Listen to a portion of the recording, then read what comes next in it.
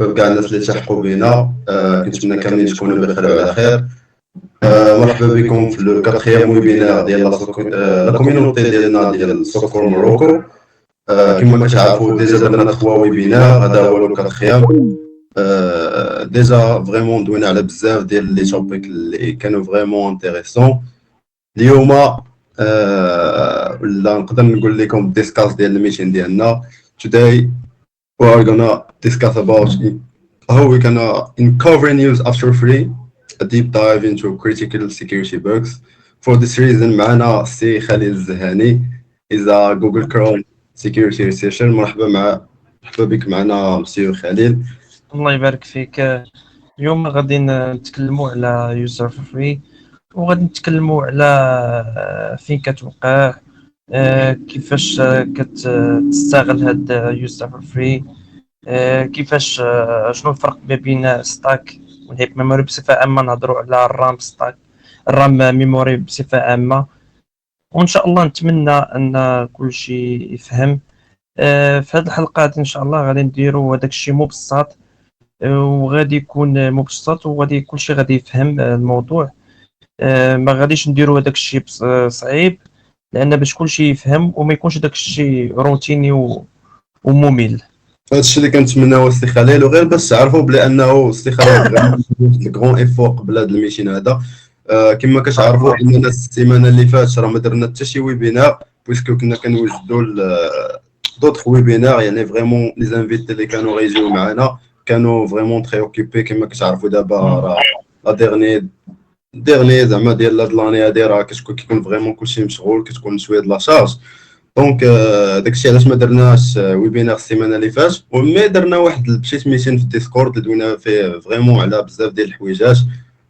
كومون الواحد يقدر يلقى ستاج بي اف او فاسيلمون، ولا يقدر يلقى ستاج عادي ولا ستاج بري امبوش في لو مارشي طرافاي ديالنا ماروكان. دوينا على بزاف ديال لي تكنولوجي ولي سوليسيون اللي كيخصو السوق. دوينا على لي نوفوتي اللي كاينين في المارشي حاليا. دوينا على بزاف فريمون ديال اللعيبات اللي كنتمنىكم كنتو حاضرين معنا، الناس اللي ما كانوش حضروا. دونك السي خليل باش يبسط عليكم هذا التوبيك ديال اليوم، راه فريمون دار واحد البريزنتيشن اللي كان كيوجد لها من شحال هادي. دونك كنشكروك مره اخرى السي خليل على لا يلا يا ودي، بالعكس بالعكس كنبغيو كلنا يعني نفهموا بهاد الحوايج هادو، بحال مثلا بحال الثغرات هادو اللي ما كاينش الشرح ديالهم مبسط، سيرتو في اللغه العربيه. انا على حسب الخبره ديالتي ما عمري لقيت شي شرح، ولكن نحاول يكون هذا الشرح مفهوم ان شاء الله باش يفهموا ان شاء الله. الوغ قبل ما يبدا لينا السي خليل ويتلونسا لينا في لو سوجي ديريكتومون، ما كرهناش السي خليل تعاود لينا. كاين الناس يقدروا يكونوا ما كيعرفوكش فريمون. انا بصراحه انا غير ديرنييرمون باش تعرفت عليك، كان لي شرف باش انني نتعرف عليك. بارك الله فيك.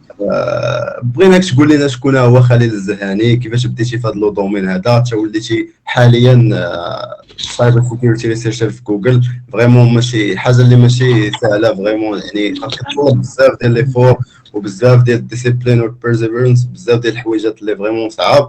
ماشي صعاب، مي هي كيسيون دو مونطاليتي ديال الواحد. بغيناك تعاود لنا على هذا الشيء، كيفاش دزتي منه في هذا لو باركور ديالك، باش تقرب لوديونس اللي كيتفرجوا معنا وتقربنا كاملين من الباركور ديالك.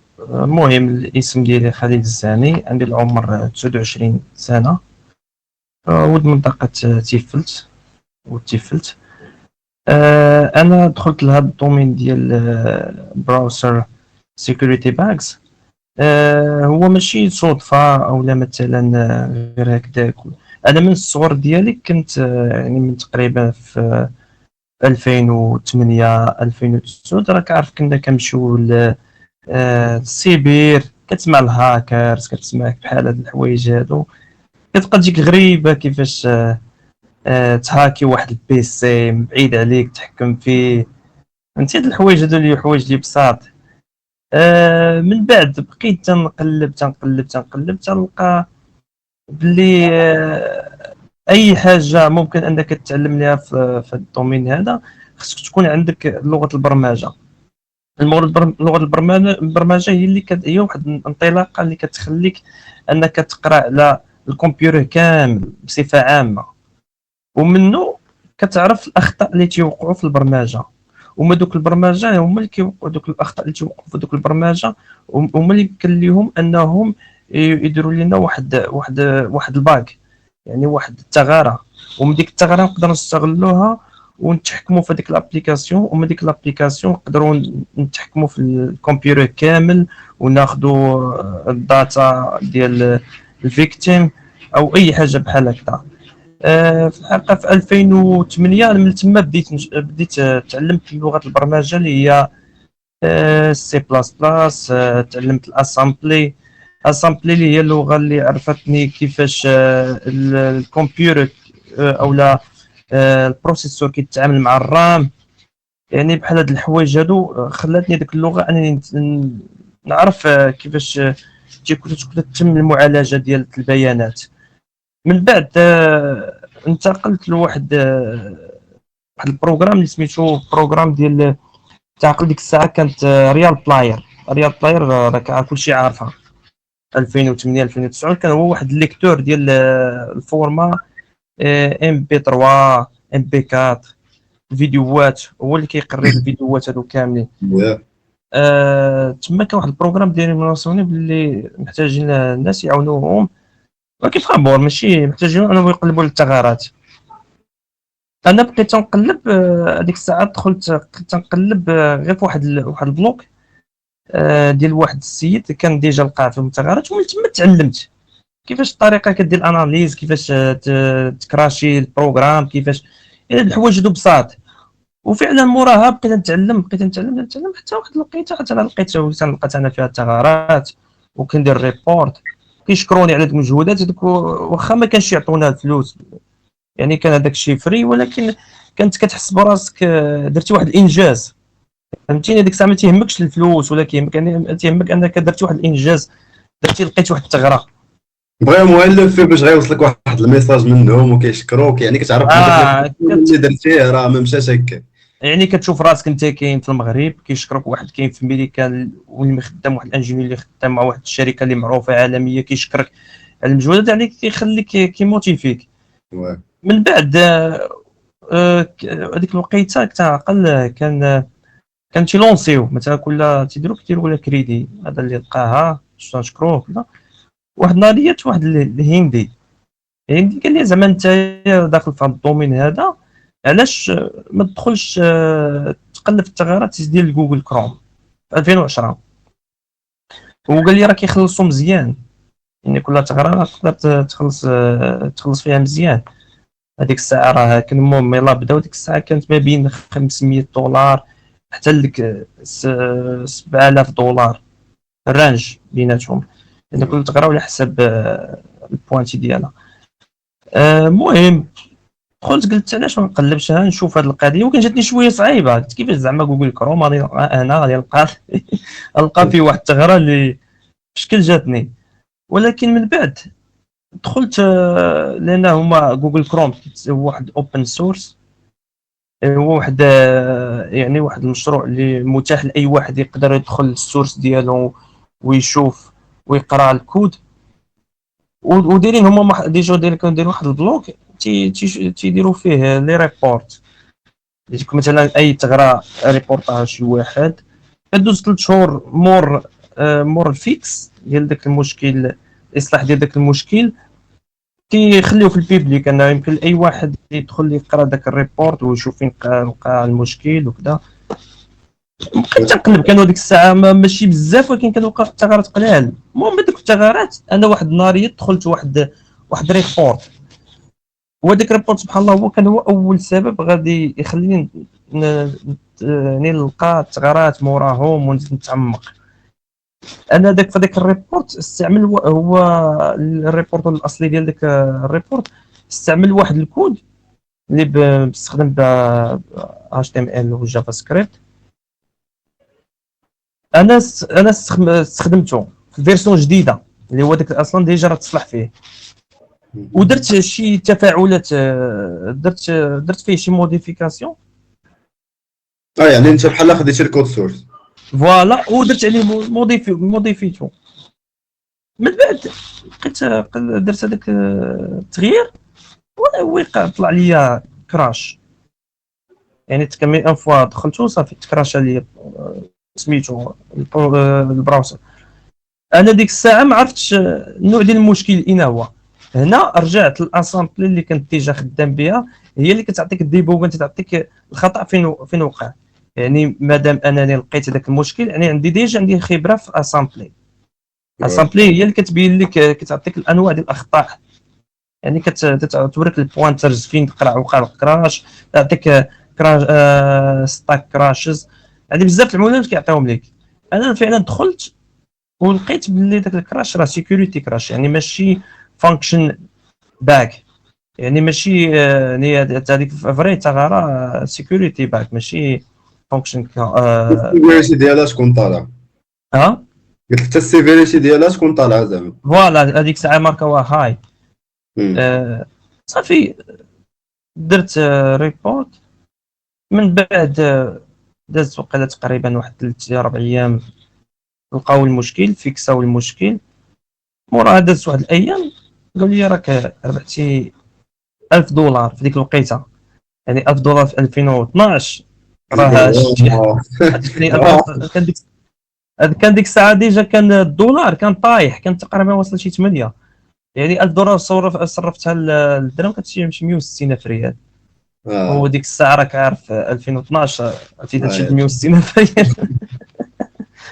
ويلي بهذيك الوقت يقدروا يصيفطوا حتى سواكس، يعني يقدروا يصيفطوا شي لعيبات اخرين. لا من باس ديك الساعه مازال بحال قلت يلاه بداو هذيك الساعه البروغرام، ديك الساعه البروغرام يلاه داروه بشي عام ولا عامين تقريبا، هذاك البروغرام ديال مورا من بعد صافي عاوتاني بقيت نقلب وتنبحث وكنقرا على الجافا سكريبت، كنقرا على الطرق، كنقرا على الهيب ميموري، يوسف كيفاش يوقع، شنو هما البوينترز اللي كيستعملوا باش دير واحد الاكسبلوات، يعني بزاف د الحوايج.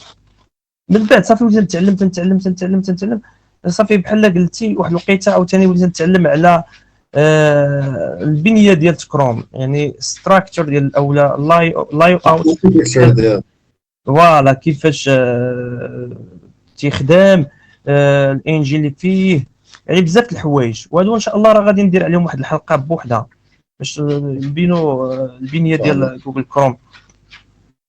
صافي من تما بديت نتعلم حتى وليت نحفظ كل كود، وليت بزاف د الحوايج، يعني غير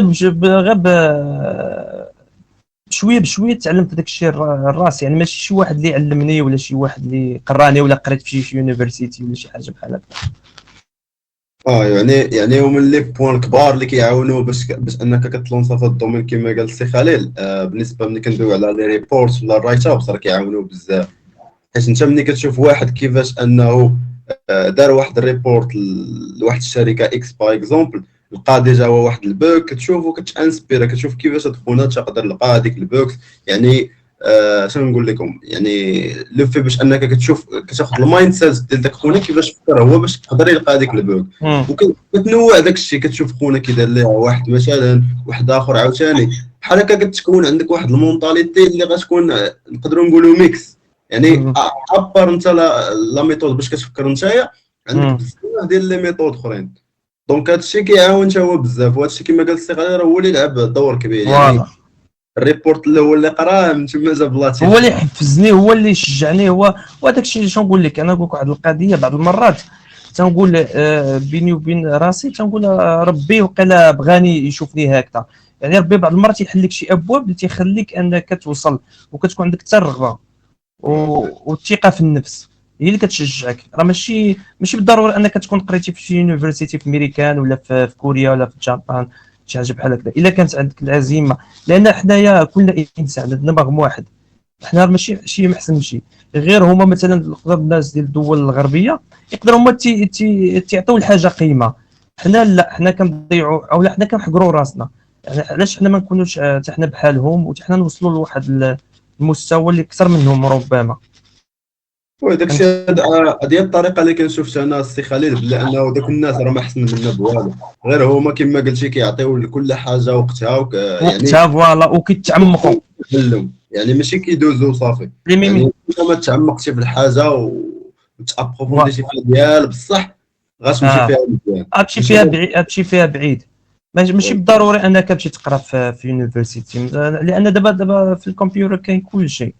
الا شتي غير دابا الجافا سكريبت راه يقدر يعطيك سميتو في هذا الرجيم تشات جي بي تي راه تيعطيك كل شيء مع الذكاء الاصطناعي. وعاد ديك الساعه انا فين كنت ديك الساعه في 2010 حتى 2013 ما كانش راه هادشي. ما كانش ما تصور ما كانوش ولاو البوكس ما كاينينش على تقرا على هذا الشيء، فهمتيني. ما كانش بحال دابا، ما كانش غير مثلا غير باش تقرا على الهيب ميموري. كان تعقل تلقى الله لقيت واحد السيت الوحيد اللي داير واحد خاينه اللي داير ستراكتر ديال او ديال الهيب اللي كاتب على الهيب وشنو الدور ديالها وكذا. صافي ما داكشي كان قليل ومحدود. دابا انا ما عرفتش انا الصراحه شنو هو المشكل، يعني اي واحد يقدر يتلونسا في الدومين، خصوصا وانه دابا كثروا الريسورسز، يعني كاين بزاف ديال تعرف فوالا غير هو واش كيسيون ديال التشتيت، يعني الواحد فوالا كيتشتت واش كيديروا عليه لي هذا ريسورسز. هذا هو السبب الوحيد. لان علاش حنا كنبقى نشتو مثلا الا دخلنا مثلا مشينا في لي زيكول هنايا مثلا ما تيقرروكش على حاجه وحده، انك تعمق في حاجه وحده، تيقرروك على بزاف د الحوايج. كتلقى راسك شاد غير داك الشيء الفوقاني، في الاخر ما بغيت تصايب واحد البروجي ديالك وتبغي تخصص في واحد الحاجه، غتلقى راسك قاري عليها غير من الفوق، ما قاريش داك الشيء ديب انسايد. انت كتكون بوليفالون غير بالسميه، ولكن شاد غير شويه شويه من كل حاجه. فوالا دابا بحال مثلا انا تقدر عليا تقول عليا انني صفر في ويب ابليكيشن، يعني ما عطيتش وقتي للويب ابليكيشن كاع، ركزت على على الدومين ديالي، مشيت فيه تخصص يعني باش نعطي فيه يعني هذاك ويب ابليكيشن نخليه واحد اخر. كل واحد غادي يتخصص في حاجه باش نخدموا اون جروب وغادي نمشيو ديك الساعه. اما الا كنتي كتقرا نتايا سي بلاس بلاس شويه تلاح الجافا شويه تلاح الاتش تي ام ال شويه تلاح شي لغه واحده اخرى، يعني ما كتبقاش مبازي على حاجه واحده، كتولي عندك التفكير متشتت. الناس اللي كيديروا لي ريبورتس مختصين غير بحال هكا، اللي كيدفعوا مثلا شركات كبار مثلا على ود توسكي زعما براوزر ولا نافيغاتور بايب كما دويتي على كروم، شنو كيتسمى هاد الدومين بالضبط؟ لا سبيسياليتي كما قلتي دابا انت مركز غير على سبيسياليتي ديالك، انت قلتي ويب ابليكيشن لا علاقه ليه، يعني لا ماشي ما متخصصش فيه زعما كما متخصص دابا في ديال هنا، ولكن شنو كيتسمى بالضبط هادشي اللي اللي متخصص فيه دابا انت؟ دابا انا اللي متخصص فيه انايا متخصص تنتخصص بزاف في الجافا سكريبت، وكنتخصص بزاف في واحد عندنا في جوجل كروم عندنا واحد تسمى في 8 هو واحد الانجين هو اللي كيدير المعالجه الجافا سكريبت. انا هو اللي تنتخصص فيهم. يعني مثلا ما نقدرش مثلا تلاح الدومين اللي فيه مثلا نتخصص مثلا، ما يمكنش نتلاح مثلا السي اس اس مثلا. عندي فكره عليها نقدر نبحث، ولكن ما نقدرش نتعمق فيها، فهمتيني. عكس ما نقدر نتعمق في الجافا سكريبت.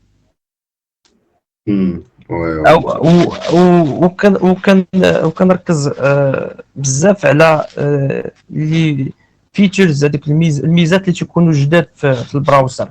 مثلا نعطيو مثلا بحال مثلا اد جروب مثلا، او مثلا بحال براند بريفيو اللي عندي ديجا دابا نهضر عليها، انا نعطي عليها واحد الاكزومبل ديال واحد الثغره ديجا لقيتها فيها. يعني بحال هاد الحوايج هادو كنتختص فيهم. متفق معك. غير هو دابا انت السي خليل ملي بديتي دابا في هذا لو باركور زعما اللي غادي عليه دابا الحمد لله، زعما واش ديجا بديتي اون طونك سالاري، ولا ما عمرك ديما غير ريموت الدار صافي قرا؟ لا ما عمرك اكسبيريونس سالاري؟ لا ما عمري جامي. انا ما نكذبش عليك، ما عنديش حتى الباكالوريا باش نكون واضح. انتما باش تشوفوا بلي داكشي ما جات لا بالباك لا تصور واحد القضيه. تصور انا ملي كنت كنقرا في الكاتريام ديك الساعه كنت كنامبريمي، كنت كنقرا ديك الساعه على اسامبلي، كنت كنامبريمي كنمشي للسيبر كنامبريمي وراق باش نمشي نقرا نمشي للكوليج نقرا. هذيك تيجيني داك الشيء تدخل مثلا شي ماده كيجيني فيها الملل، كنجبد داك الورق تنبقى نقرا. شو كثره يعني الحب في هذاك الدومين. شنو كنتي كنت كندير. ديالك ديال بصح يعني لا كنتي باغي. كنت صافي وفي الحقيقه راه في الاول جاتني صعيبه، لان كما لقيتيش شي واحد اللي غيعاونك، وحتى كما قلت لك ما كانش بزاف د الحوايج تقدر تتعلم منهم. باش دخل الدومين بحال هذا ملي كندويو على 2008 2010 راك عارف الهضره ديال الدار، خاصك تكمل القرايه، خاصك توظف، وانت انا تاخذ واحد الوالدين شاد عليا. اتجاه مغاير تماما كاع. لا لا خدمه آه القرايه. انا ديك الوقيته كان عندي هدف، والحمد لله وصلت ليه، وانا غادي مازال غادي فيه. الحمد يعني ملي لله. كتكون عندك شي هدف ديرو في حياتك، خصك تقاتل عليه، غادي توصل ليه غادي توصل ليه. ليش انا برضا الوالدين والثقه ديالك في الله، ربي غادي يسهل لك الامور، غادي توصل داك الحوايج، غادي توصل داك الحوايج. الحمد لله، هذا هو المفتاح ديال السرج ديال الدنيا كما كنقولوا. فوالا هادشي اللي بغيت نقول لك، ما كاين حتى شي حاجه صعيبه في هذه الدنيا هذه، لان انت بحال هذاك اللي صايب لك الكمبيوتر اللي انفاس معاك دابا، راك بحالك بحالو، راه ما الفرق، راه ماشي هو عطاه الله الدماغ وانت عطاك الله شي حاجه واحده اخرى. الا فكرتي انت وياه بحال راه تقدروا تنتجوا نفس الحوايج، فهمتيني. غير بقاش على الايفورت اللي كيبذل كل واحد في هذيك الحاجه، وبقاش فوالا. يعني انا هكا كنشوف السي خليل بلي انه زعما ما كاينش شي واحد احسن منك ولا انت احسن منه. داكشي كيبقى هو انه داك خونا عطى وقت لداك الشيء ودار البراكتيس كثر منك فوالا. نتايا. كما كيقولوا the mother of skills is repetition، هذه راه معروفه دائما. هذه مم. انت ما يمكنش انت تكون درتي شي حاجه اكثر من الاخر والاخر غيجي يسبقك فيها، ما فوالا. كايناش هذا. يعني كل ما عطيتي الامور وقتها مزيان، خديتي وقتك في التعلم مزيان، غتمشي في داكشي اللي باغيه محدهم راسي كاوبجيكتيف قدامك غتمشي فيه مزيان. وكما قال السي خليل راه ربط الوالدين راه شي كتعاون. انت فهمتيني.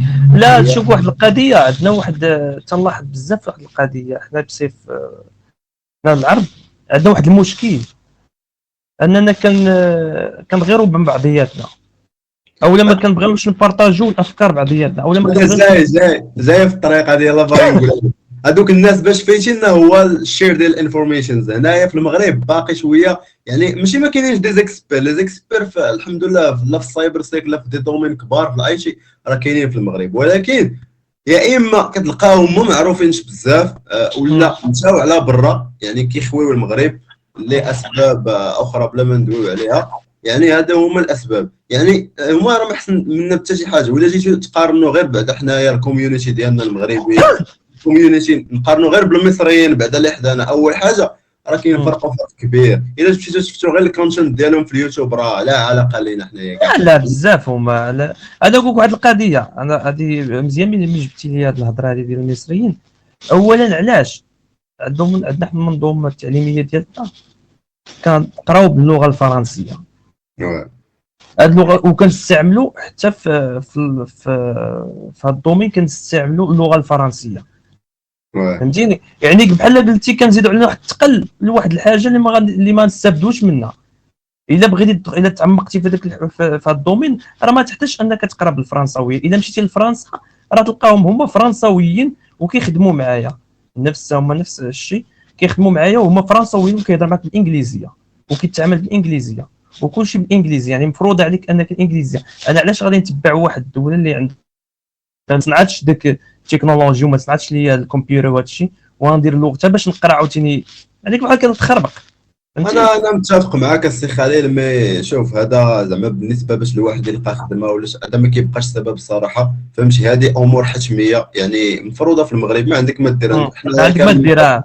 تابعين نظام واحد، يعني الواحد باش غيقلب على طرف ديال الخبز ديالو ولا يقلب على الخدمه ديالو خاصو يتبع داك الشيء اللي مشى عليه كلشي في المغرب باش انه يخدم.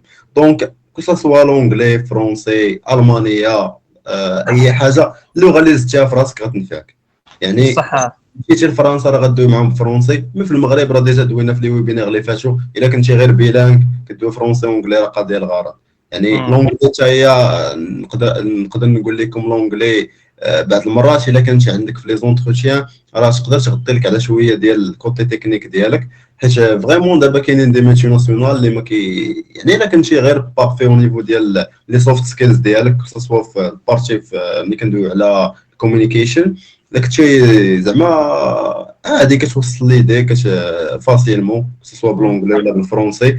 وعندك واحد ليدي اون جينيرال على لو دومين اللي سبيسياليزي فيه، راه ما تلقاش واحد زعما واحد الكرون سوسي باش انك تانديك معاهم. علاش؟ حيت كما كنقول لكم ديما، اي حرفه كما بغات تكون قادر انك تعلمها بريبيتيشن، كل مره عاودتيها بزاف غتعلم، وتفشل وطيح ونوض عاوتاني وتقاتل وغادي توصل. ديما يشو تبقى ابديتد مع المارشي، يعني تبقى عارف النيو تكنولوجيز اللي كيخرجوا سوليوشنز وكذا.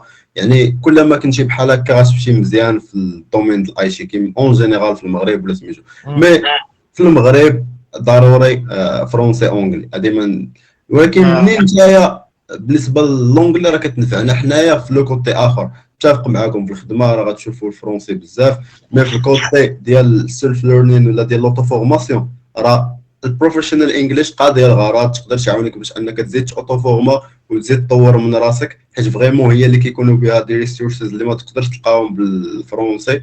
يعني الاغلبيه ديال الريسورسز اللي دخلتوا غير اغلبيه 90% ولا 99% تقريبا. داكشي اللي ادفانسد ما تلقاش بالفرونسي. حتى لا ميثود انك تبقى تدوي وتوصل ليدي ديالك اتوصلها بلونجلي احسن من الفرونسي، وغير الفرونسي يفهمها البراوزر احسن من الفرونسي. دونك هذا ماشي عائق، الواحد يحاول يطور راسو في هذه اللغات بجوج، حيت غينفعوك بالا سويت.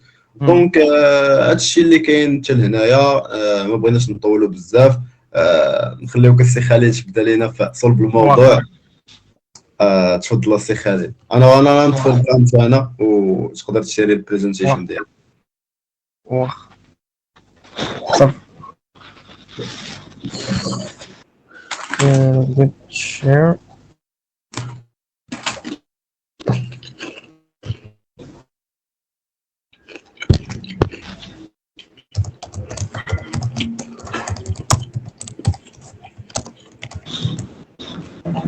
اوكي دابا مزيان. جود. كيشوفوا كلشي مزيان.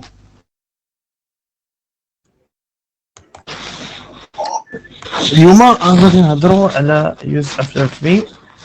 غادي نحاولوا انني نشرح فيها مبسطا، يعني يكون واحد الشرح بسيط، وانا نعرفوا البوينترز، وغادي نهضروا على الرام ميموري بصفه عامه. المهم على اي حال هاد يوز افتر 3 هي واحد الثغره اللي خطيره، واللي كتكون اكثريه كتضرب البراوزرز بحال جوجل كروم، موزيلا فايرفوكس الى اخره. على اي حال ندخلوا للتيبل اوف كونتنت. في الاول غادي نهضروا على ميموري سيجمنتس. ميموري سيجمنتس غنهضروا على ستاك ونهضروا على الهيب ميموري.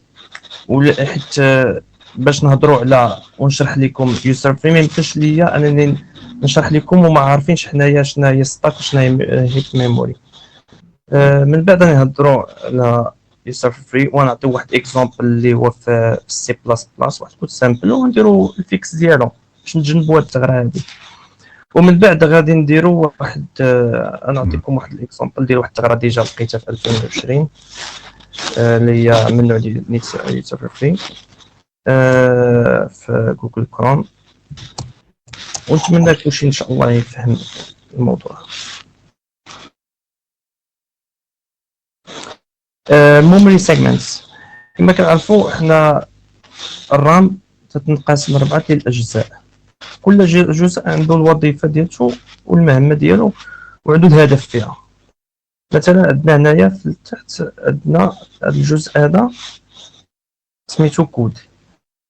هذا الكود، هذا الجزء هذا هو اللي تيخزن لينا الكود ديالنا. مثلا عندنا هنا واحد الكود سامبل كود اللي في سي بلس بلس، هذا بصفه عامه كديروا ليه كومبلاير اوتوماتيكمون تيتخزن في واحد الجزء في الرام اللي هي الجزء سميتو كود، او اللي كنسميوه بروغرام انستركشنز، يعني غير تيقرا.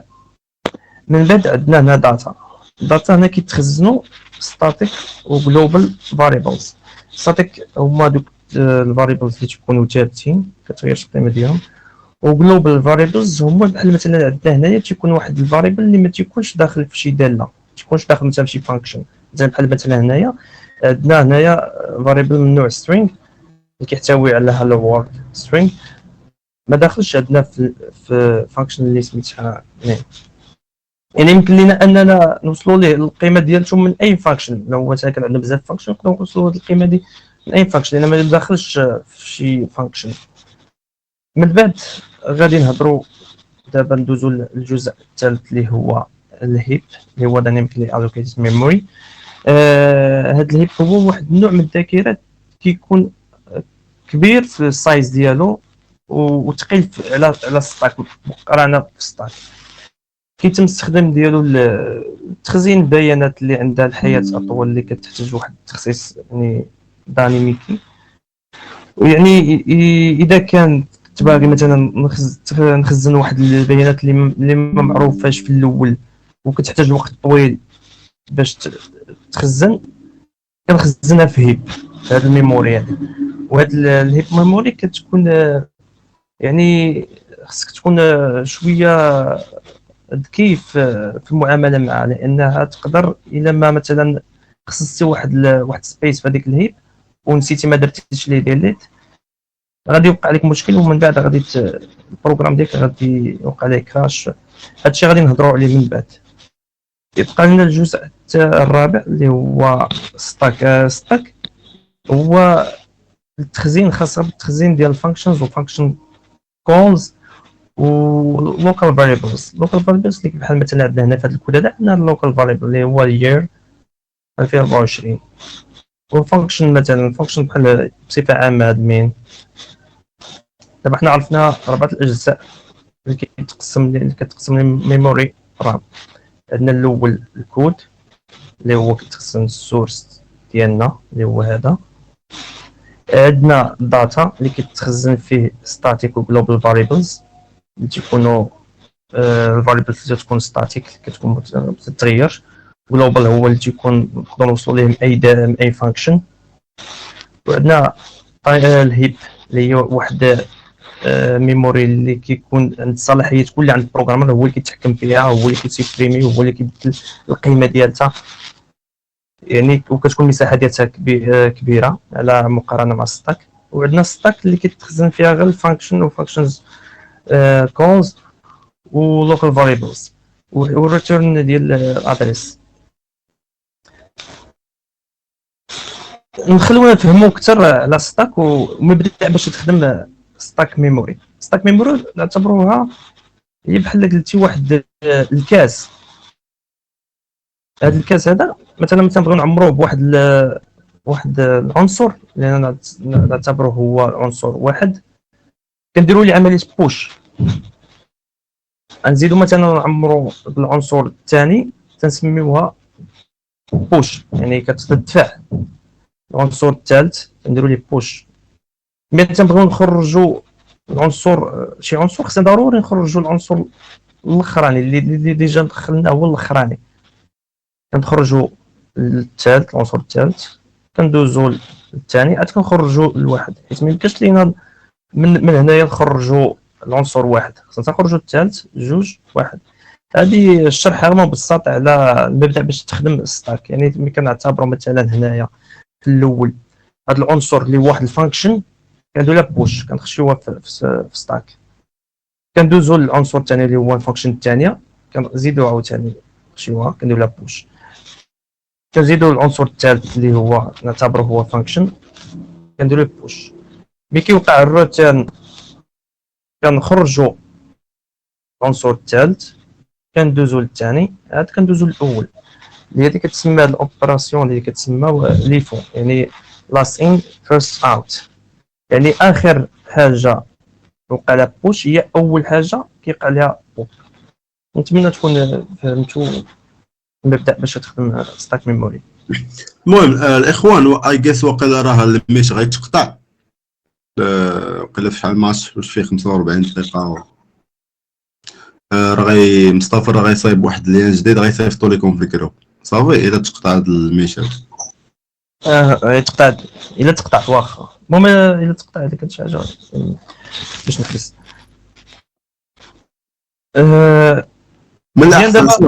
من الاحسن نحبسوا كاع دابا اها نصيفطوا اللين جديد باش بلا ما تبقاش.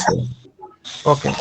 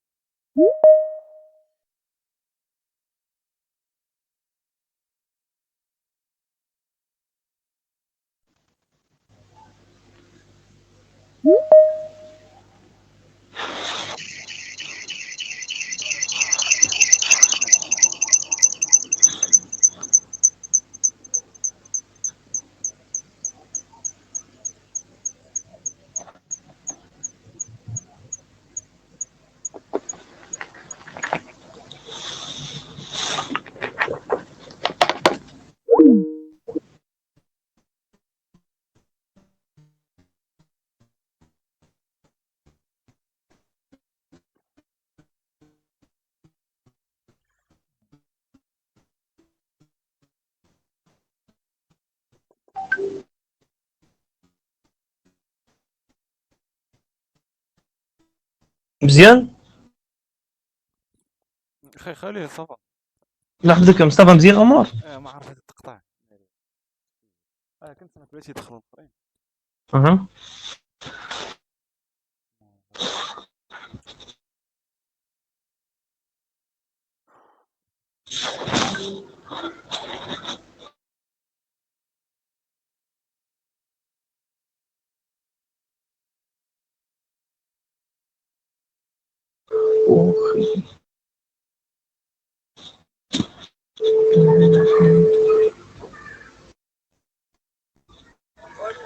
الو.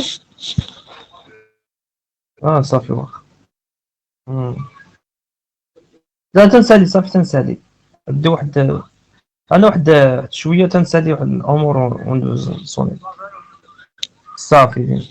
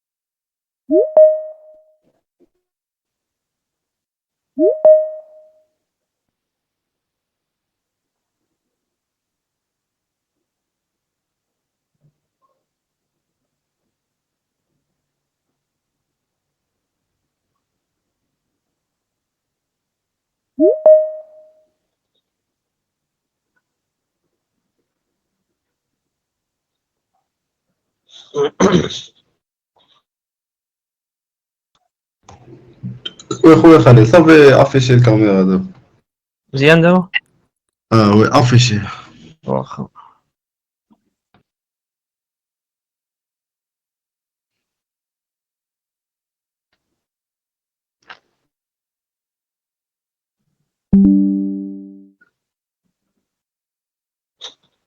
وقيلا خلينا كملنا في هذا الموضوع، كملوا وقيلا هنايا نيت جبتها وقيلا مع ساليت من هنايا. وي وي ميرسي ميرسي. المهم عندنا هنايا واحد الكود، سامبل الكود ديال في سي بلاس بلاس. غادي نعرفوا فيه كنستعملوا شويه الماط بسيط، ماشي شي حاجه صعيبه. غادي نشوفوا شنو غادي يوقع ملي غادي نديروا ران لهاد الكود هذا. في الاول المهم عندنا هنايا في الاول عندنا ثلاثه الفانكشنز، عندنا لاست في كول، وعندنا هنايا فيرست كول، وعندنا المين. عندنا ثلاثه ديال فانكشنز، وعندنا هنايا فاريبل من نوع جلوبال اللي هو قلت لكم قبيله اللي كيتخزن بوحدو في الداتا.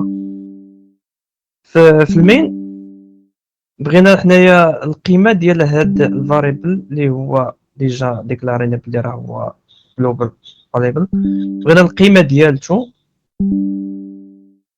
غادي هنا غادي نستدعيو الفانكشن اللي سميتها first call، وغادي نعطيو ارغيومنت اللي كيساوي قيمه 5. غادي ننتقلوا لهنايا الفيرست call function. هنا غادي نديرو return last call function، وغادي نديرو العمليه الحسابيه اللي هي x اللي هي ديجا حنا مديكلاري عندنا في هنايا 5 زائد 5. غادي نديرو غادي ننتقلوا لهنايا القيمه 10، وهنايا غادي نديرو return نديرو 10 مضروبه في القيمه اللي ديجا عندنا اللي هي 10. هنايا غادي تعطينا 100.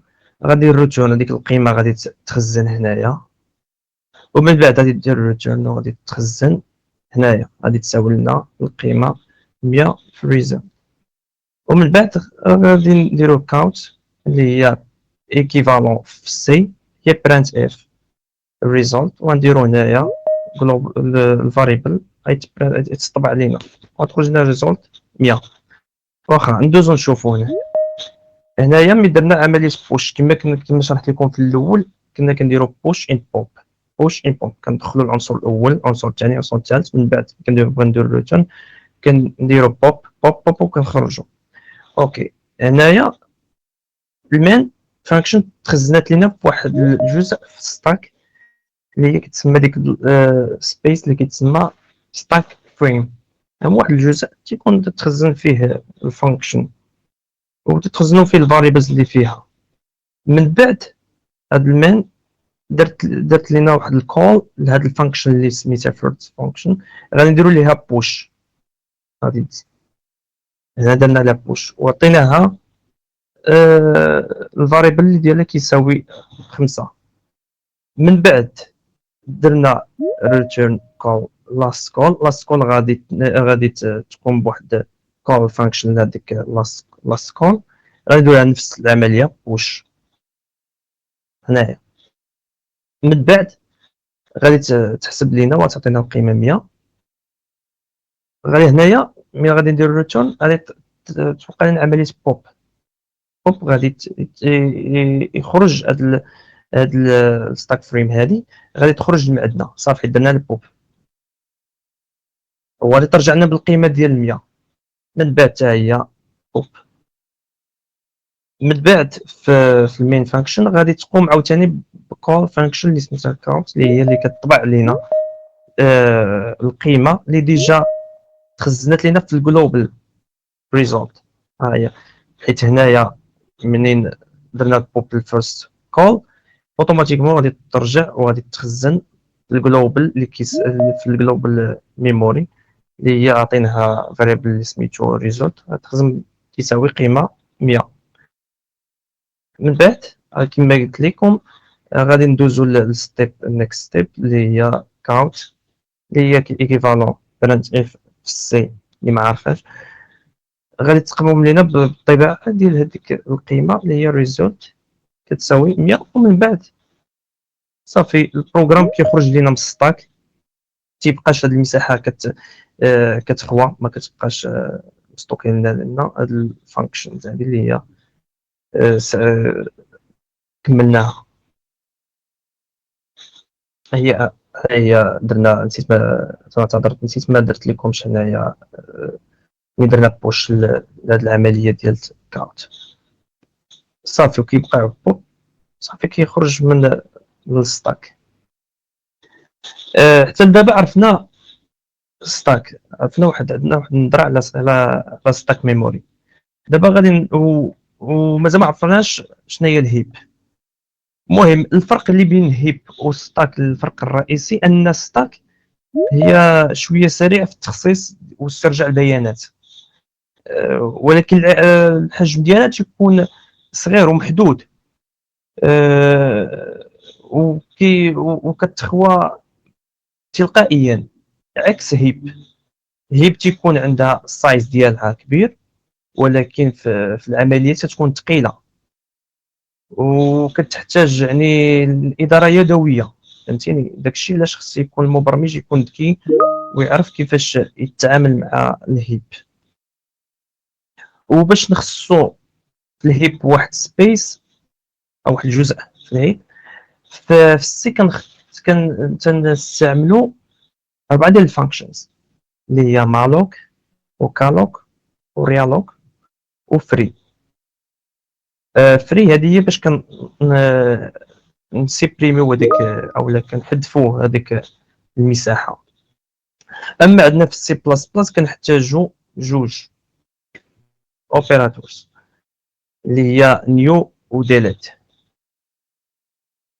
الا بغينا مثلا نحجزوا واحد المساحه في الهيب كنديروا نيو انتيجر اولا انت كنحددوا يعني النوع ديال القيمه، واش شار ولا انتيجر يعني عدد صحيح ولا شنو.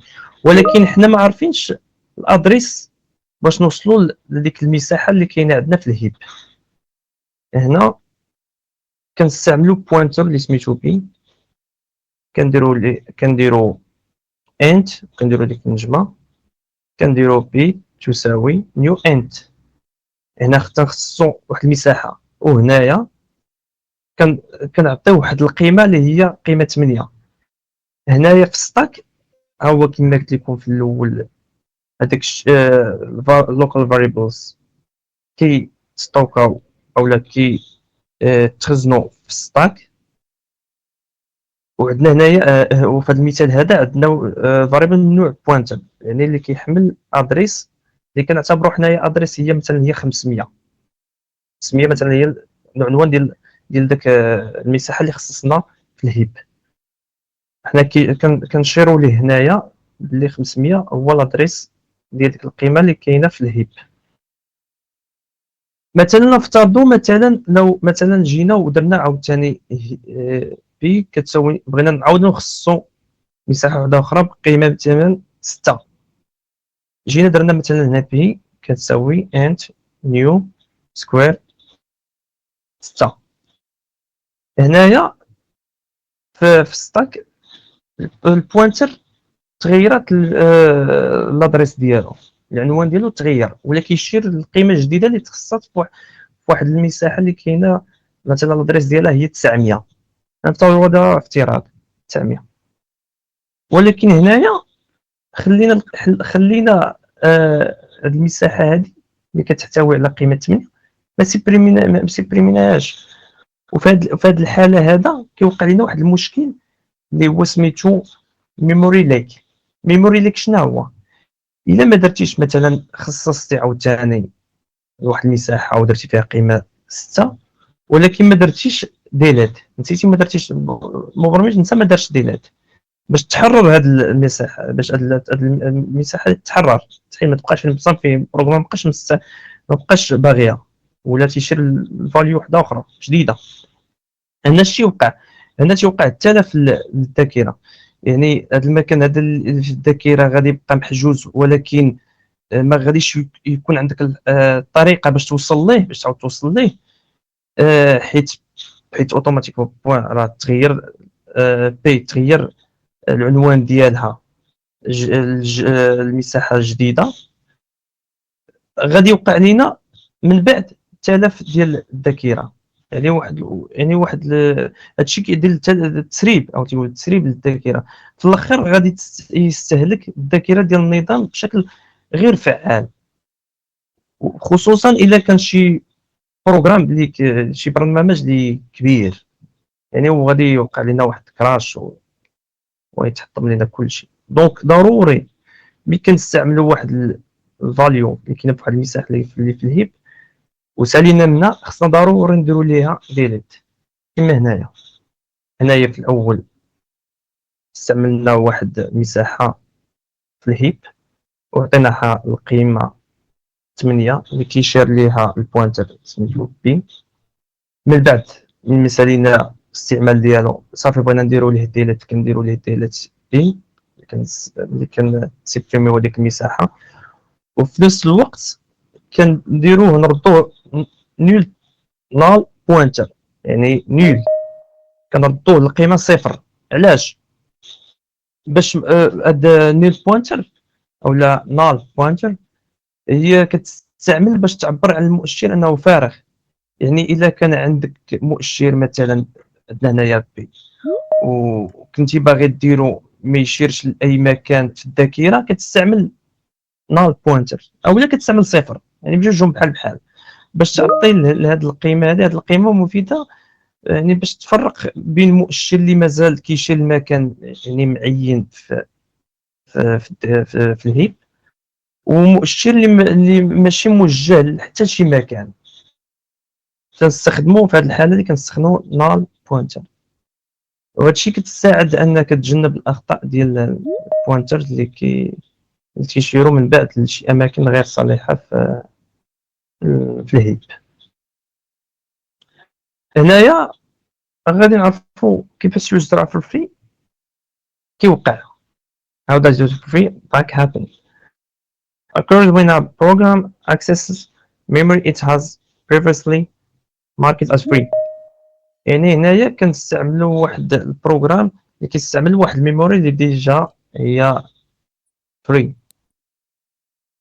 The pointer to the free memory is still active and accessing it lead to bad behavior such a crash or data corruption. يعني مثلا هنايا عندنا واحد كما قلت لكم في الاول، عندنا انت بي اللي كتخصص لنا واحد المساحه في الهيب. عندنا هنايا عطيناها القيمه 10، خصصنا ديك القيمه، خصصنا ديك المساحه في الهيب وعطيناها القيمه 10. من بعد داز البروغرام ودرنا ديليت البروغرام، يعني المؤشر ولا كيشير المساحه اللي هي ديجا خاويه في الهيب. ومن بعد رجعنا استخدمنا باش استخدمنا داك البوينتر اللي هو ديجا فري. هنا كيوقع واحد الكراش، يعني لان هاد البوينتر هذا تيشير لواحد المساحه اللي هي ديجا خاويه وكنعاودو نستعملوه. يعني هنا كيوقع واحد الكراش اللي هو كيتسمى يوزر فري. يعني حنا حتى دابا فهمنا شنو هي يوز افتر فري، يعني كتستعمل واحد الميموري اللي هي ديجا فري وكتعاود تستعملها. اوكي، عندنا هنا واحد كود سامبل كود اللي الا استخدمناه كيعطينا يوزر فري. كما شفنا من قبل خصصنا واحد المساحه نخزنوا فيها واحد البيانات اللي هي قيمه 10. من بعد درنا ليها ديليت، ومن بعد بغينا نوصلوا لديك القيمه عن طريق كاونت اولا برانت اف. هنا البروغرام تيتكراشا.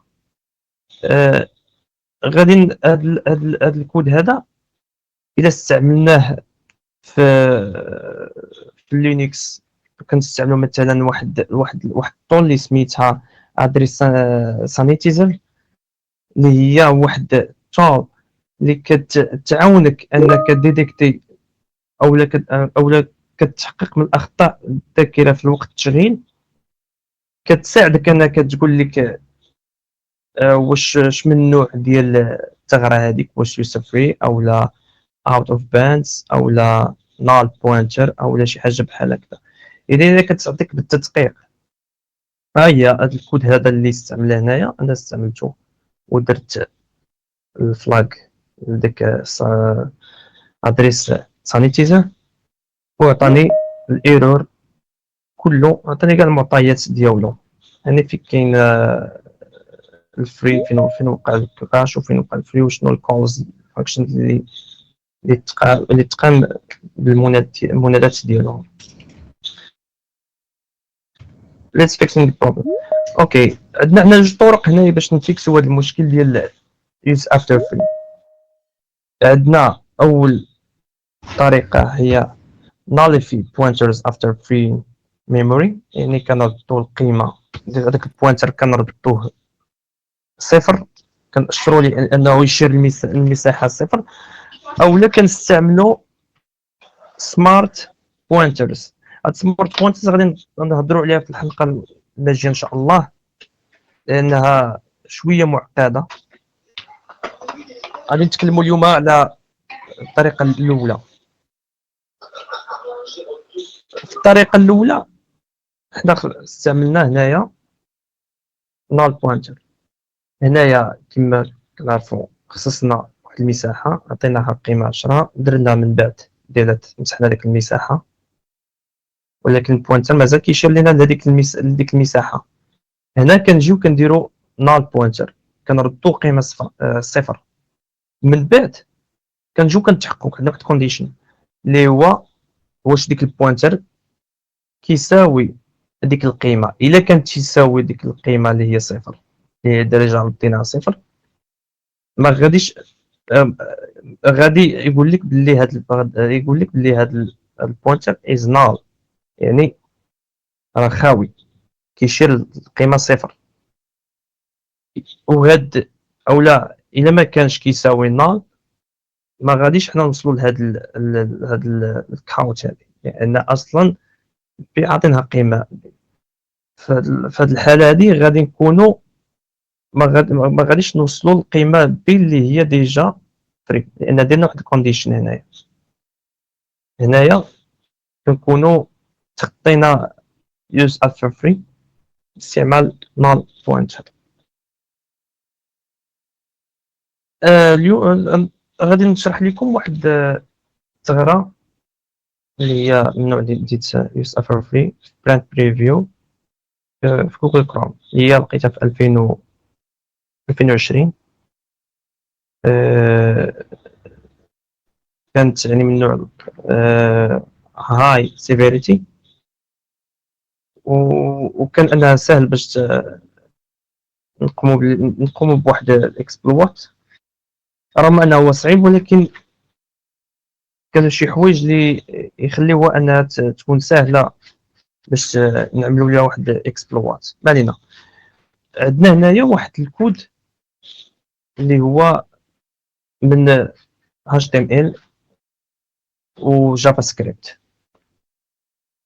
هنايا كنستعملوا واحد اليمنت اللي هو سميتو اي فريم، اللي هو كيخصص لنا بحال قلتي واحد الصندوق،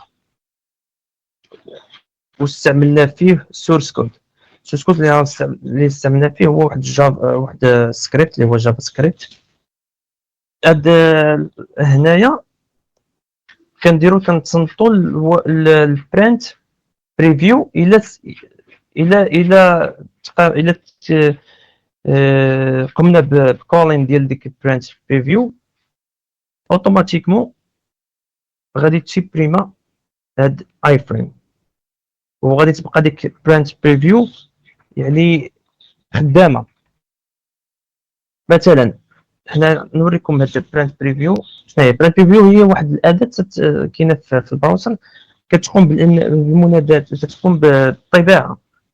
هي هذه، نعطي واحد الاكزومبل. هي هذه مثلا، هنايا غادي نستعملوا هذا الكود هذا،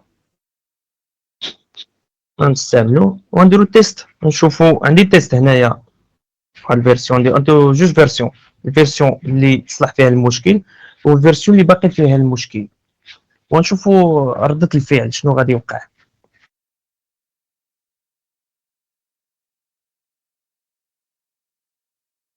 هذا نفترضوا هاد الفيرسيون ديال جوجل كروم هي الفيرسيون اللي فيها المشكل، والفيرسيون الجديدة ماشي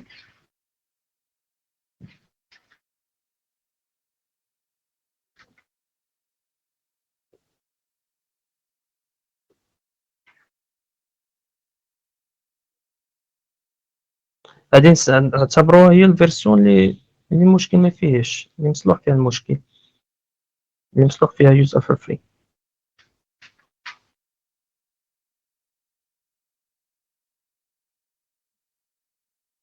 هو عندنا تيست كيس اللي هو كيحتوي على هذا الكود هذا. غادي نقوم بالاستعمال ديالو جوجل كروم. الا كنتو كتلاحظوا غادي تشوفوا واحد الكراش، هذا كيتسمى الرندر كراش. الرندر كراش هو كراش في التوجيه، وهذا الموضوع ديال الرندر كراش او براوسر كراش غادي نهضروا عليه في الموضوع في الحلقه الماجيه اللي غنهضروا عليها بصفه عامه على كروم لاي اوت ديالو او ستراكتور ديالو، وغادي نفهموا مزيان الفرق ما بين كراش في الرندر وكراش في البراوسر. الا لاحظتوا هنايا من استعملنا الكود تكراش لنا البراوسر. لان علاش؟ لان هنا قمنا هنايا برانت بريفيو داخل اي فريم، وهي ديجا ديكلارنا باللي الا تقام بالمنادى ديال هاد برانت بريفيو غادي نديرو ريموف الفريم الاي فريم، يعني تبقى برانت بريفيو خدامه والاي فريم تريموفيت از جون كما كنقولوا لها. هنايا نجيو نستعملو تيست كيس في الفيرسيون الجديده. الا لاحظتوا هنا ما كاينش الكراش، هنايا مصلوح للمشكل. غادي نشرح لكم شنو النوع المشكل اللي وقع في من درنا الاناليز.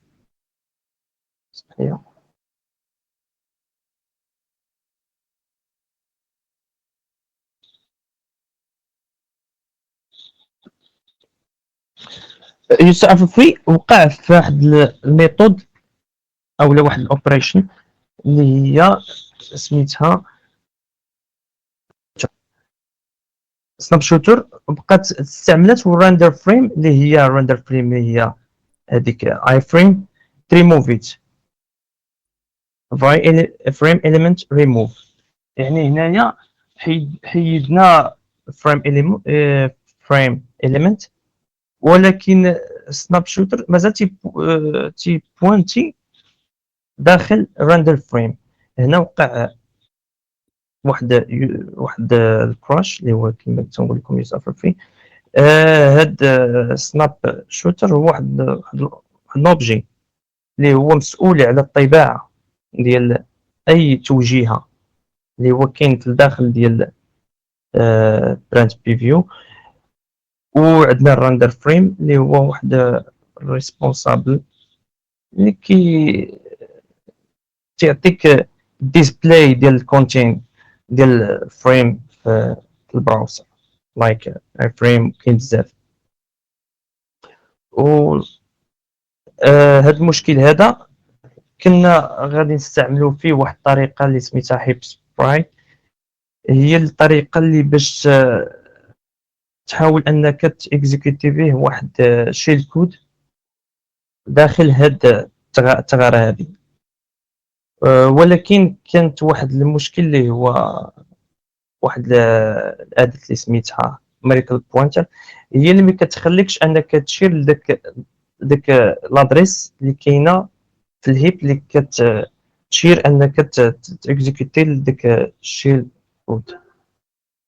ولكن على اي حال هي يعني ما قدرناش في الاخير، ما قدرناش اننا نديروا واحد الاكسبلوات اللي هو ستابل، ولكن في الاخير يعني كانت واحد الثغره اللي كتعتبر هي هاي سيفيريتي.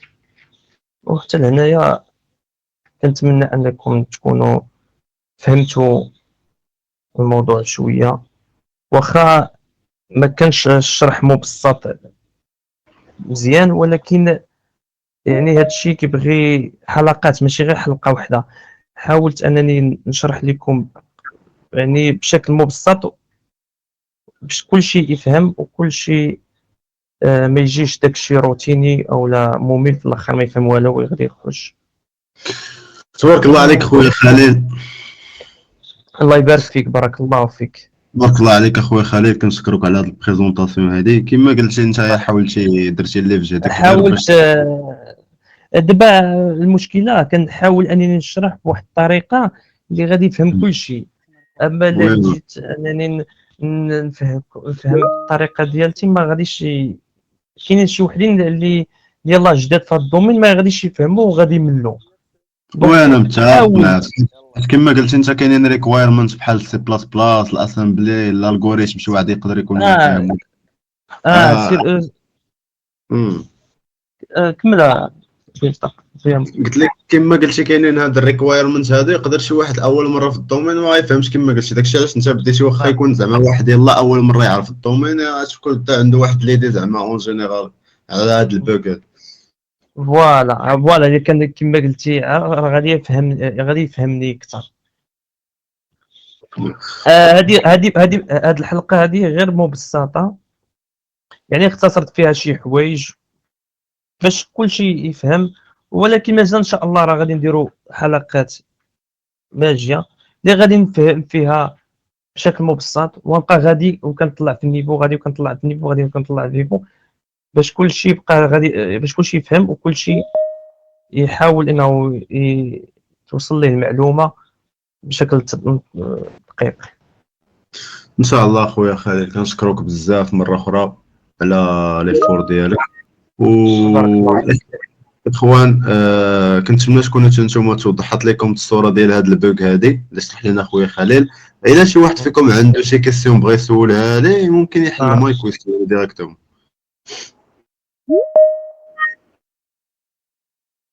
شي واحد عنده شي كيسيون؟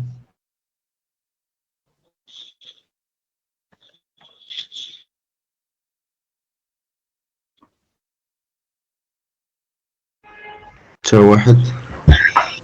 راه كاينين لي كيسيون في الشات. في الشاط ما كرهناش حلوا المايك. الناس اذا قدرتوا زعما تحلوا المايك يكون احسن. واخا انا نقدر نعطي دي كيسيون. وين شكرا سي خالي على البريزنتيشن. واحد السيد سول في الشاط، انا كان عندي نفس السؤال بعدا في الاول، واش الباغ كنتي لقيتيها اوديتيتي الكود يعني درت عليه سطر بسطر ولا فازيتيه؟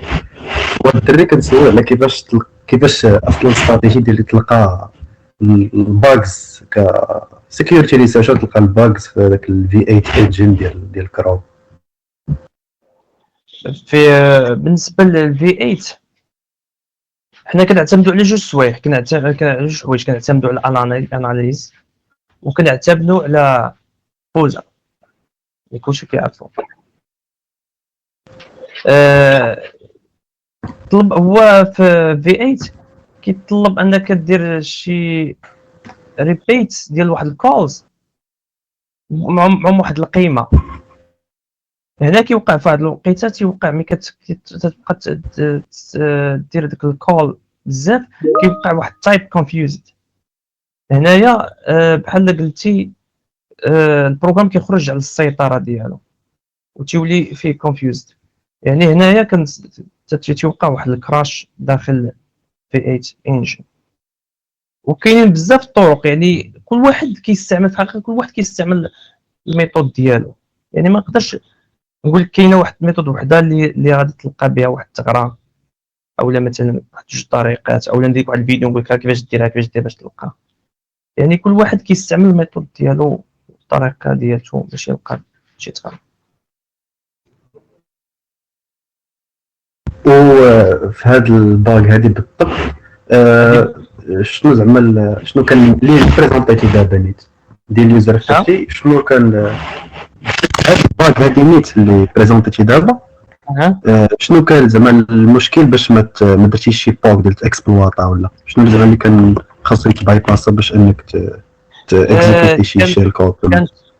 كانت واحد الميريكل بوينتر اللي واحد البوينتر هو جوجل كروم هي اللي دايره، هي لانك ما كتخليكش توصل لديك المساحه اللي مخصص فيها داكشي الكود اللي ديجا اللي درت ليه وقع فري، وداك البوينتر درت فيه سبراي هيب سبراي اللي درت فيه داكشي الكود ديالو.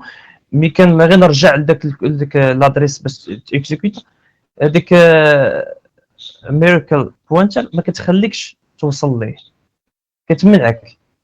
هما دايرينها جوجل كروم بحال قلتي واحد الطريقه باش انهم ما يخليوش كاع الثغرات ديال اليوزر فري انهم يكونوا مقبلين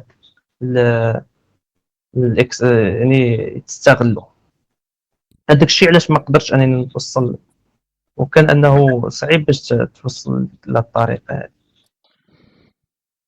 يعني كتحتاج بزاف د الميثود انا ربما ما قدرتش نوصل ليهم.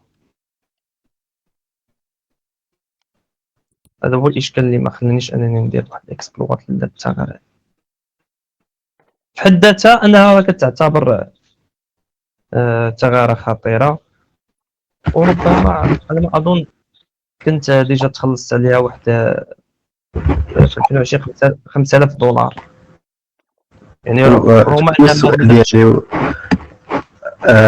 هذا هو السؤال ديالي الثاني، واش زعما الا لقيتي شي باغ سواء في جوجل في كروم مثلا ولا في شي برودوي اخر، واش ما كتخلص كتاخذ الباونتي واخا ما ديرش الاكسبلويت كود كامل ولا واخا ما ديرش اكسبلوات، يعني واخا ما ديرش اكسبلوات، حيت الاكسبلوات صعيب بزاف. ما نقدرش نقول لك انايا الطريقه ديالته ولا كيفاش غادي دير باش يعني كيختلفوا بزاف تيختلفوا بزاف الطرق، ولكن على اي حال خصك تكون فيري سمارت وباش دير واحد الاكسبلوات. الا جينا نشوفوا في جوجل كروم من نهار انه تلونس هذا البروغرام ديال في بي ار، يعني تقريبا ما نكونوا شفنا واحد 10 ولا على ما اظن 15 تقريبا على ما اظن الناس اللي قدروا انهم يديروا اكسبلوات للثغرات اللي لقاو. خويا خليل، ممكن ترجع لاباج الاولى ديال البريزنتيشن باش نشوفوا كاينه كيسيون اخرى ديال خويا محمد نيس. قال لك واش كاينين شي different logic vulnerabilities من غير الميموري exploitation؟ قال لك for example bypass polycy projection to access internal files في حال tree slash ولا access to credit cards through visiting page. ما عرفتش كيبان لك السؤال ديالو؟ لا ما شفتش لاشين.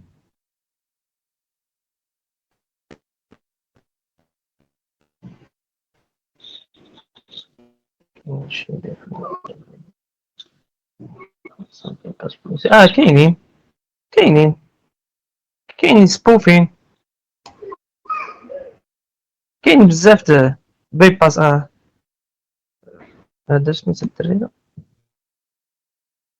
محمد كاين اسمي محمد. كاين اخويا وي كاينين.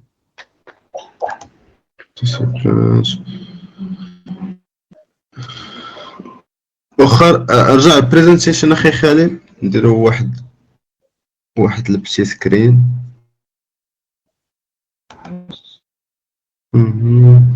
صافي كود ماشي.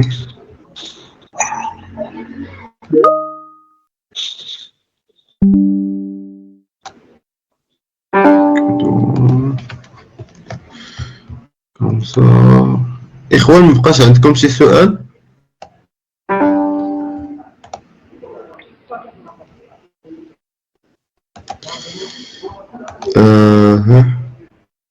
فايرفوكس سي خالد قال لك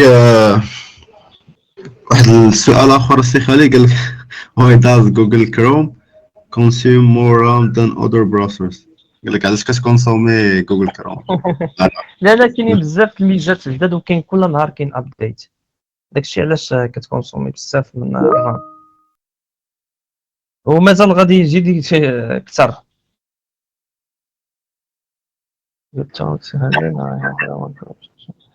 مرحبا.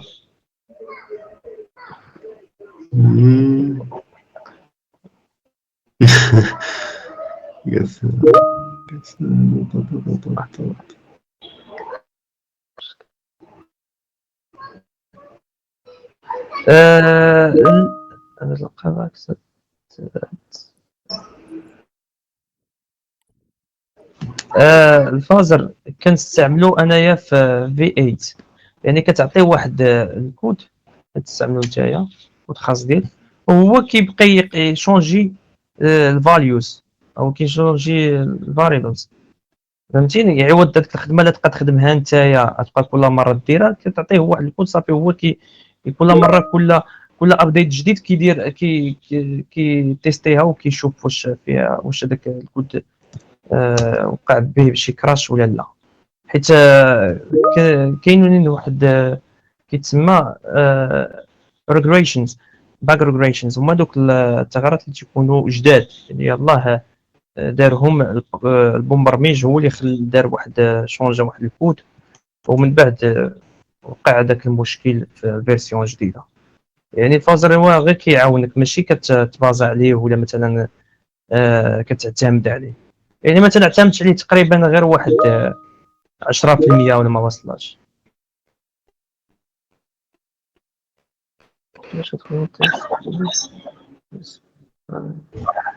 كيسالي سين الفازر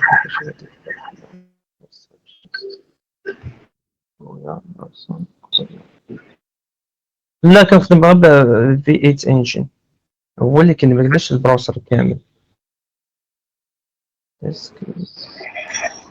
كنستعملوا واحد سيد كندير واحد الارغيومنت سميتو سيد كتعطيه واحد بزاف ديال التيست كيس اللي في الجافا سكريبت ثم هو اوتوماتيكمون تيبقى تيلونسي. هو هاد القضيه الفازر غادي ندير عليها واحد الفيديو حتى هي ان شاء الله. غير هو عفاكم حاول يا خويا محمد ذكرني بهذه القضيه ديال ان شاء الله ما ندير الحلقه ما نجي نديرو على الفازر غادي نهضر عليه مزيان وكيفاش تخدم به. كنخدموا به بالسويفت كنديروه في سويفت. ان شاء الله ان شاء الله خويا خليل. خويا خليل ممكن تقول لنا دابا يقدروا معنا ناس هنايا اول مره يسمعوا الصراحه هذا الدومين هذا ولا هاد السبيسياليتي بالضبط ممكن تقول لهم شنو هما الريكوايرمنت اون جينيرال باش يقدر الواحد يبدا في هذا المجالات؟ اول حاجه انه يتعلم اللغات اللي هو سي و سي بلاس بلاس لان هي اللغه ديال كتعلم كيفاش تعمل كيفاش البروغرام كيتعامل مع الرام كيفاش البوينتر يعني تيشيروا لواحد لادريس كيفاش دير ديبوغين كيفاش تلقى واحد دير اناليز لواحد الكود يعني كيفاش تلقى واحد الثغره كيفاش دير واحد الفيكس. يعني هاد الحوايج هادو كاملين خص ضروري انك تكون عندك لاباز اللي هي سي بلاس بلاس ولا سي واسامبلي اللي باش دير ديبوغين ومن بعد تعلم الجافا سكريبت اللي هو لغه مهمه باش تلقى بها. يعني بحال قلتي كتعلم اللاباز اللي هي سي بلاس بلاس باش دير اناليز ومن بعد باش تدخل انك تلقى شي ثغره كتستعمل الجافا سكريبت سي اس اس وبايثون ضروري. هادو هما الحوايج اللي ومن بعد يقراو الاولد باكس الثغرات اللي ديجا لقاوهم ناس قبل وكيكتبوا عليها في كيكتبوا تيديروا واحد الاناليز وتيقول لك المشكل فين لقيتو كيفاش نتخطى هذا المشكل. من بعد اوتوماتيكمون كتولي عندك واحد فكره وكتولي تجرب لان الثغرات هادو ما عندهمش واحد ما غاديش يساليو. هو في حد ذاته راه ولات باش تلقى واحد الثغره في جوجل كروم يعني ولات صعيب بزاف، ولكن يعني ما غاديش يسالم، لان ديما كيكونوا اخطاء، ديما المهندسين تيديروا اخطاء، تيخليو اخطاء ما كيديروش تشيكين بزاف الحوايج. يعني هاد الحوايج هادو اللي يخليو انه الثغرات تيبقاو ديما. وهذه هي النصيحه اللي نقدر ننصح بها الناس اللي باغيين يدخلوا في هذا الدومين هذا. شكرا بزاف خويا خالد، كنتمنى تكونوا فهمتوا شنو قال السي خليل. كنشكرك بزاف مرة أخرى. الإخوان عندكم شي سؤال باش نساليو لا سيسيون ديالنا؟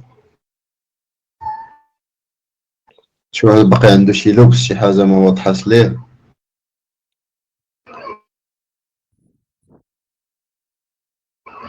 لا، واحد السؤال على هذاك الفازر مثلا اللي كنتي غادي تفازي هذاك الفي 8 انجن، شنو هذاك السيد اللي غادي تعطيه مثلا؟ شنو الامثله اللي تقدر تعطيه السيد باش يبقاو يتبدلوا حاولوا تعطيه واحد مثلا. انايا حسب التجربه ديالتي انا استعملت واحد التيست كيس اللي هو ديجا قديم، اللي هو دار واحد تايب كونفيوزد، ومن بعد هو تيولي كيبقاو لي يبدل غير القيمه، ولا غير يبدل القيمه، اما يزيد يا اما ينقص. هذا هو الطريقه اللي كنستعملها انا، ولكن انا في حد ذاته انا ما كان مثلا يعني ما كان عولش عليه 100% باش يلقى ليا. هو غير مساعد، يقدر شي توقع غير واحد 10% في النسبه اللي باش تلقى واحد الثغره في 8 من غير اناليز. يعني بالنسبه للفازر، واصلا الفازر تيلقى لك الثغره، تلقى ديجا واحد اخرين راه لقاوها قبل منك. هذه الطريقه اللي كندير حسب المعرفه ديالتي، وحسب الطريقه اللي كنخدم بها انايا. وكتبان لك زعما فكره مزيانه، لكن شي حد غادي يبدا بالفازرز يتعلم كيفاش يلونسيهم، حيت فوالا يقدر يعاون زعما انه يلقاها اوتوماتيكمون بلا واخا ما يكونش كيدور على الكود كامل ويقراه سطر بسطر، شويه خاصو يزيد في النيفو. جوبونس فازر يقدر يلقى عليه شي كود، شي باغ زعما بالزربه، يقدر يلقاه بلا ما يعني هو غير كيعاونك. يعني ماشي هو ما تعتمدش عليه، هو كيعاونك، ينقص لك الوقت شي شويه. الا كنتي غادي دير تصايب واحد الكود وغادير تيستي في كل فيرسيون جديده، كل برانش تلونسات جديده، هو كيخليك صافي، هو غير كتلونسي ليه، كتدير الابديت صافي، هو كتخليه يقلب كاع الكود اللي بغيتي. حيت داك الكود مثلا في طاسه مثلا صايبت واحد الكود بالجافا سكريبت يخدم في اللي درتو في فوزر، ولقى لي مشكل، لقى لي واحد دي تشيك مثلا، ولا لقى واحد تايب كونفيوزد. من بعد دارت واحد المود يقدر نفس الكود هو يعطيني واحد الثغره واحده اخرى. يعني يقدر هادشي اللي بغيت نوصل لك. مثلا اللي عندي واحد السؤال، مثلا نقولوا دارت شي ابديت وديك الابديت كان فيها باك، مثلا بحال هذا الشكل ديال هذا يوزر في اللي بريزونتيتي، واش هي ما كتبانش فاش كتكون خدام انت زعما خدام بالبراوزر مثلا؟ ممكن زعما يكونوا الباكز وداكشي خدام مزيان، ولا يعني تقدر اي كراش طرا هو في هذه القضيه دي قليل فين يقدر يوقع لك شي كراش او لا مثلا. يعني فهمت مثلا الا كنت تقول مثلا خدام بشي براوزر، ولا خدام بشي بروغرام عامه وطرا لك فيه شي كراش، واش مزيان تقدر باش كتانفيستيغي شي تقلب انه يقدر يكون كراش ديال شي باغ ولا؟ يعني هذه القضيه كتوقع بزاف المرات، ولكن هذه القضيه اللي قلتي لي انك تكون خدام عادي ودرتي مثلا واحد الاكشن ووقع كراش، هذه كيكونوا ديجا راه تيوقعوا هاد المشاكل. فين تيوقعوا في ماشي في ستيبل فيرجن، فهمتيني؟ تيوقعوا في النسخ اللي كتكون ديجا فيها ابديت ديما. فهمتيني. يعني كتكون مثلا في جوجل كروم عندنا كاناري هو اللي كيكون ديما ابديت ديالو، كيكون من نهار تيكون ابديت ديالو. يعني الا هو الاول حتى تدوز واحد المده تيلونسيو داكشي كيلونسيو في ستيبل، فهمتيني. يعني الا كنت غتبدا في هذا الكناري مثلا تيستي فيه، حيت هو لا يكون فيه. لا طبيعه الحال ما يمكنش انك تمشي غادي تستعمل ديما في الكناري او لا في كروميوم براوزر. كروميوم هي كتكون ابديت كل ساعه تقريبا، كل ساعتين.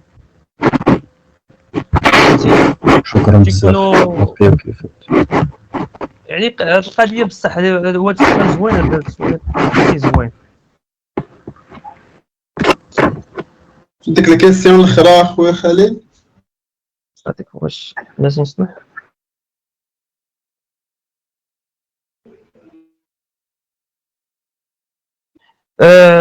ويب كيت ما بقاش محسوب، ما بقاتش جوجل مستعملاه. الحقيقه انا ما نكذبش لك، ما عنديش شي فكره عليه. انا كنت ديجا ويب كيت كانت تستعملو جوجل شحال هادي، ولكن دابا ما بقاتش. بدلات ميثود. في الحقيقه انا ما عنديش شي فكره، ما نكذبش عليك، ما عنديش شي فكره على هذيك القضيه. يعني ما نقدرش ننصحك نقول لك سير او لا ما، حيت ما عمرني انا دخلت في هذيك في هذا الشيء، ما عمري دخلت ليه، فهمتيني. هذا السؤال ما باش نكون معك واضح، يعني ما نقدرش نعطيك شي حاجه اللي ما عرفتش عليها شي معلومه. هذاك الانجي ما عرفتش عليه معلومه، ولكن علاش لا، ممكن، علاش لا. ويا خليل اشنو ديالك، واش توقع في بلاصه تدخل كيفاش فوزلي واش هاد دونك نقدر نلقاه. بالنسبه للتورك راه كاين الريكورد الدراري غيتلاح ان شاء الله في الشين يوتيوب. لا غادي نديرو ان شاء الله، غادي نديرو فوزلي ان شاء الله اخويا ماهر، راه قلتها راه غادي نديرو ان شاء الله. كون هاني ان شاء الله، راه غادي نديرو وغادي نوريكم، غادي تستعملوه وغادي يفيدكم بزاف، لانك ما يطلبش منك شي مجهود. الا كنتي مازال جديد ما غاديش يطلب منك شي مجهود وتبقى حظ، فهمتيني، تبقى حظ. Thanks for presentation استخدامي can you share with us that's into Google. وقيل اخويا محمد الدحماني راه ديجا هضرت على هذا الموضوع هذا في قبل في الاول ديال اللايف او لا. وي وقيلا دخل مع التلفون. نعم.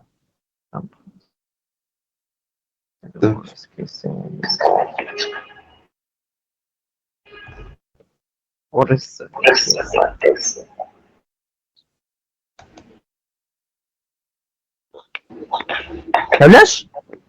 علاش فايت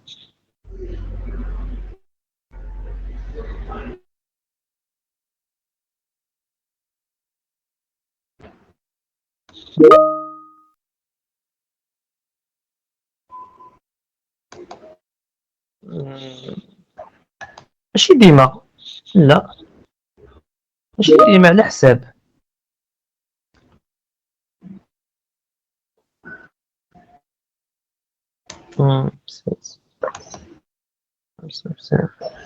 ماشي ديما، ما تعتمدش عليه كما قلت لكم، ما تعتمدش على دير اناليز.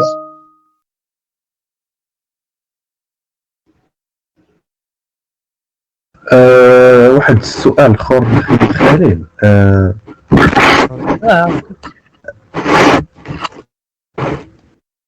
كما قلت لكم بصح هاد القضيه ديال جوجل اوريدي عندهم حيت يكون ديجا هما عندهم هذاك الشيء اللي قلت لكم انا ما كنت سميتو، غير تختلف في الطريقه اللي تقدر تخدم بها وصافي. علاش نقول لكم ما تعتمدش على راسك.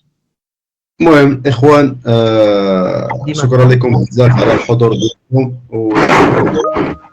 واخرى ان شاء الله كما قال لكم خويا خالد راه تكون السيسيون الثانيه ان شاء الله الفازي باش نزيد توضح الرؤيه اكثر. دقيقه ديجا هو- خدمتي في بغيت نسول في 8 ديجا خدمتي في فازلي.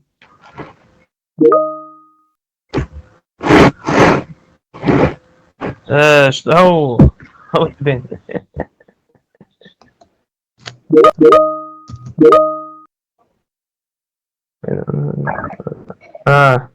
وما عمرك لقيتي عليها شي عمر زعما لقيتي شي ثغره كاين في الميكانيزم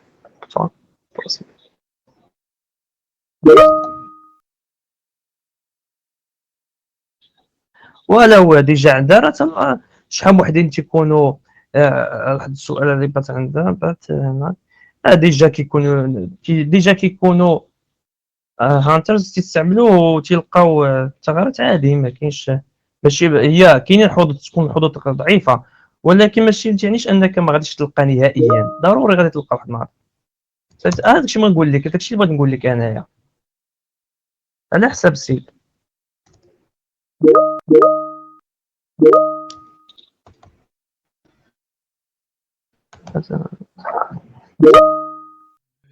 yes exactly صافي اخويا خالد. دونك تراك صافي اخويا الله يبارك فيك بارك الله فيك اخويا في 8 ثانك يو سو ماتش اي ابريشيت يلا الدراري تهلاو في راسكم وان شاء الله يلا. السيمون الجايه ان شاء الله نتلاقاو. ان شاء الله لا، صلاو لي بزاف. في راسكم ونتمنى ان نكون وصلت لكم فكره واخا الشرح كانش طويل بزاف ولكن نتمنى ان شاء الله في الحلقات المجايه غادي نكونوا الشرح كثير وغادي نهضر على رازا ان شاء الله. Thanks bro for